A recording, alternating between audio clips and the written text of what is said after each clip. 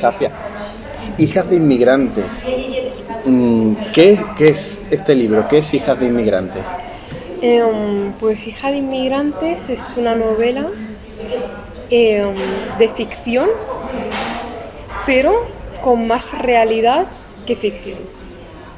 Una novela que está inspirada en mi experiencia personal, en la de mi familia y en la de cientos de miles de hijas de inmigrantes que han estado invisibilizadas tantísimo tiempo en España. Empiezas el libro y lo terminas en la consulta de una psicóloga o terapeuta, ¿no? Muy significativo eso, ¿no? Mucho porque me parece muy interesante poner sobre la mesa y darle la importancia a la salud mental de las personas migrantes y de las hijas inmigrantes, ¿no? Porque las situaciones que se relatan en el libro no son casos aislados ni son anécdotas, sino que son situaciones que al final afectan a la salud mental. Oye, lo que tengo una curiosidad y es ¿por qué no has querido hacer una historia lineal?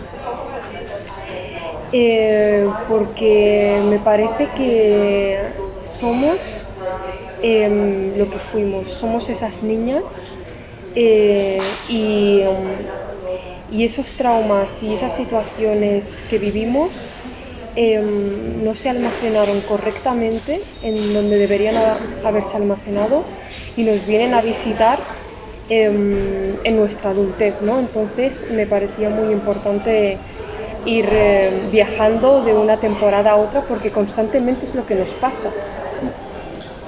La protagonista es Lunya. Sí. Aunque para mí todos son protagonistas en este libro, ¿no?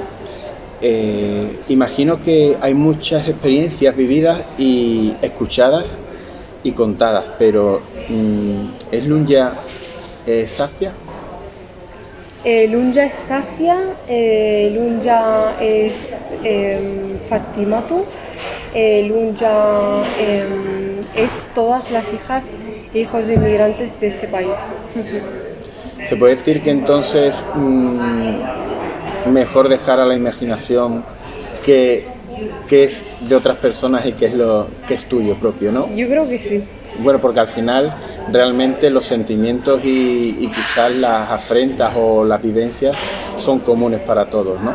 Exactamente, es una de las cosas que comparto cada vez que escribo y que me conecta cada vez que escribo con miles de hijas de inmigrantes, ¿no? Las vivencias en común que tenemos pese a nuestros orígenes diferentes, ¿no? Hablas del pueblo Amazigh y en este libro, ¿no? Para mí ha sido todo un descubrimiento, no lo conocía. Entonces, ¿puedes hablarme un poco de él? Sí, el pueblo Amazigh, desgraciadamente invisibilizado, es un pueblo indígena autóctono del norte de África y existe desde hace miles y miles de años. De hecho, en la África romana, cuando llegaron los romanos, estaban ahí los amazighs, convivimos con los romanos, convivimos con los griegos, convivimos con la colonización también española, francesa, y con los árabes, ¿no? Que llegaron también a arabizar y a ocupar esa zona. Entonces es una población indígena que se ha visto constantemente accidentada, pero que ha mantenido su lengua, su escritura, sus cánticos, ¿no? Su alfabeto, y me parecía muy interesante, ¿no? Sobre todo que este país conociera la historia de las personas amazighs, porque también formaron parte de la historia de este país. Muchas veces hablamos de la época de los árabes, pero es que aquí había más amazighs que árabes, ¿no? No se habla, no se hace ese reconocimiento a la población norteafricana, sino que se invisibiliza constantemente. Porque si no he leído mal, creo que hay cerca de 40 millones de personas de esa tribu, ¿no? Totalmente, es una tribu que sigue muy viva, que existe y que es mayoritaria, en el norte de África.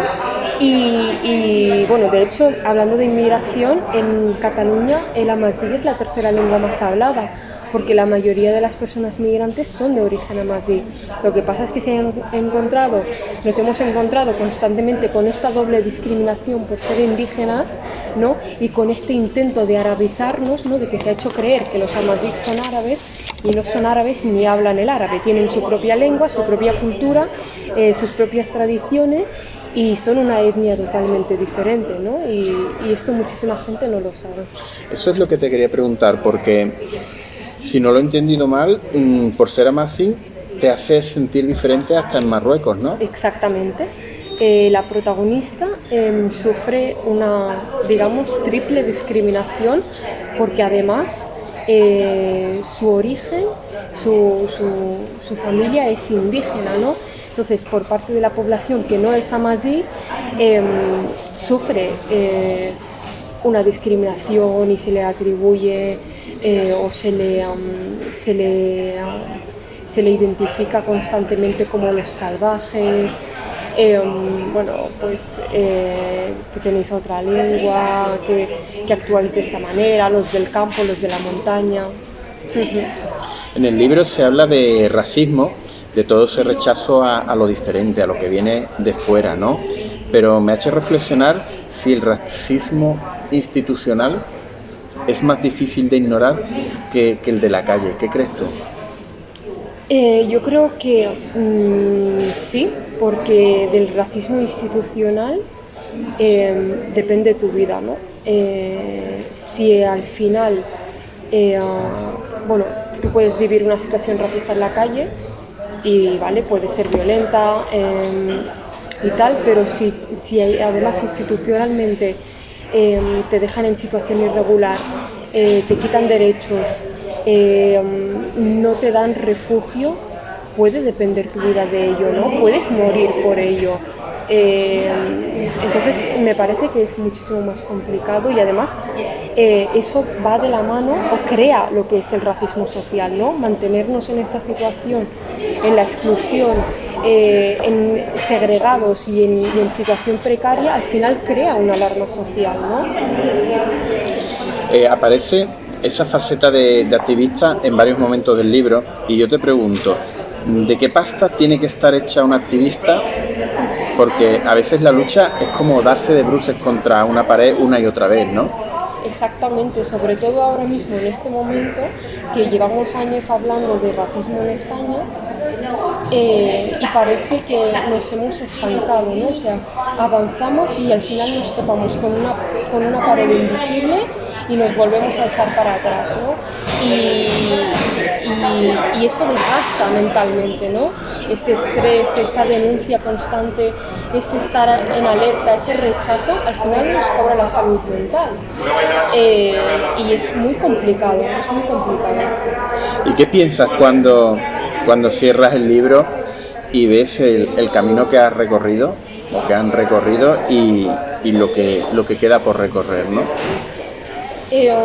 Bueno, cuando cierro el libro, por una parte, y de hecho viendo que ya ha salido la tercera edición en 2 meses y que el libro se está usando en centros educativos por parte del profesorado, que lo están usando muchísimos profesionales, y que además muchísimas hijas e hijos de inmigrantes han podido de alguna manera sanarse por reconocer sus vivencias, bien, me hace sentir como que algo se está haciendo, ¿no?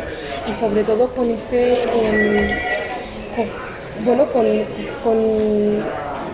con la importancia que se le está dando ahora mismo también a personas racializadas en la literatura. Pero creo que nos queda muchísimo camino por recorrer. Hablas de esos colegios, esos centros donde se está leyendo el libro, y eso me da pie a hablar de los niños, ¿no? Los cuales tienen un papel muy importante en esta novela. ¿Se crece mucho antes cuando uno vive sometido a lo que cuentas en el libro? Muchísimo. Muchísimo antes, y se pierde la inocencia. Se carga con una mochila, con una responsabilidad a una edad tan temprana a la que ningún niño está preparado para vivir eso. Y al final, em, y al final, como también es el hilo conductor de la novela, la salud mental te lo recuerda en la adultez, ¿no? Te viene a visitar todo eso que pasaste en la infancia y a decirte, oye, que ahora me quiero convertir, aunque tú eres adulta, quiero que sigas siendo, o que tu cerebro siga pensando que tú eres aquella niña indefensa ante unas instituciones monstruosas. ¿Qué siente uno cuando va al país de sus familiares y se ve algo fuera de lugar, pero viene de un sitio donde también tiene rechazo? Eso tiene que ser horrible, ¿no? Es horrible porque tú naces en un país y en el que siempre te han estado recordando que tú eres la diferente, que tú no eres 100% de ahí, ¿no? No se te reconoce como española, y entonces piensas, en el caso de la protagonista, ¿no? que no conoció el país de origen de sus padres hasta que cumplió 10 años, entonces piensas, hostia, pues a ver si soy de ahí, ¿no? Y vives esa imaginación de cómo será el país de tus padres, y cuando vas te encuentras que también eres de fuera, ¿no? Y entonces, bueno, pues es un choque identitario, un problema identitario que no sabes al final de dónde eres, ni quién eres, ni qué etiqueta tienes que tener. ¿Sabes lo que he pensado leyendo Hija de Inmigrantes? Que al final lo que te queda son los olores, ¿no? Son conversaciones de familia, ¿no? Escenas de la familia. Porque sí es verdad que en algún momento me transportaba con la imaginación el libro o los olores, o intentaba oler esa comida, ¿no? de la que habla, ¿no? Sí, totalmente.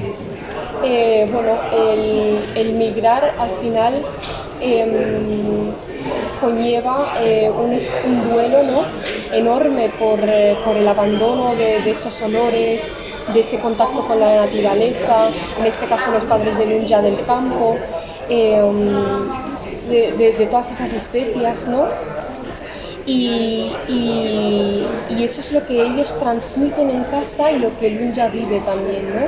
Ese ahogamiento dentro de las bolsas que llegan desde su país y reconocen esos olores, ¿no? Cuentas cosas que me parecen terribles de los centros de acogida y los centros de menores, ¿no? ¿Urge un plan y no un parcheo? Totalmente, porque al final el parcheo acaba explotando, ¿no? Y acaba deshumanizando a las personas. Entonces, los centros de menores, la segregación a las que se ha sometido a estos chavales, al separarlos de otros menores y de aislarlos, ¿no? Y el trato que reciben ahí, las infraestructuras, la relación con los profesionales, que no son los mismos que en otros centros. Al final, lo que hemos visto y lo que está sucediendo ahora es que hay niños con 18 años que se encuentran en la calle sin papeles, desatendidos, desamparados, ¿no? Viviendo en la precariedad, ¿no? Y el parche este que se quería hacer al final ha acabado explotando, ¿no? Y acaba siendo discurso de ciertos partidos políticos y acaban haciendo política con niños, ¿no? ¿Ha sido la escritura para ti una válvula de escape? Desde siempre, desde hace muchísimo tiempo. Nuestros padres nos enseñaron que denunciar a las instituciones no se nos podía venir en contra por su situación documental, ¿no? Y para mí denunciar escribiendo lo que me pasaba ha sido una vía de escape. y escribirlo, conectar con miles de hijas de inmigrantes, también lo ha sido una manera de sanarme y de sanarnos en comunidad también. ¿Y qué te dice la gente del libro cuando la lee? Pues la gente me dice que ha sido imposible no emocionarse. De hecho, la emoción sigue tan viva que cuando voy a las firmas de libros, la gente aparece llorando, ¿no? Reconociendo sus vivencias, reconociendo situaciones que jamás hubiesen visto escritas, ¿no? Y que de alguna manera ha sido terapia para ellas y para personas pobres también, ¿no? Que han vivido en la exclusión, que no son hijas de inmigrantes, lo mismo. Y para las otras, una cercanía, una comprensión y una emoción y un descubrimiento brutal también.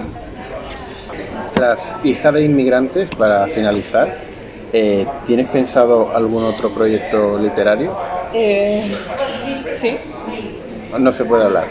No, o sea, sí que tengo pensado, porque para mí escribir siempre es necesario y lo llevo haciendo desde hace mucho tiempo y la verdad es que sí tengo pensado seguir escribiendo, pero claro, no tengo ninguna idea todavía cerrada del todo, no sabría cómo decirte qué es lo que saldrá en un futuro, pero sí que tengo pensado continuar escribiendo. Bueno, pues seguro que será algo bueno, al menos por lo que yo tengo comprobado con este libro. Y te deseo toda la suerte. Muchas gracias.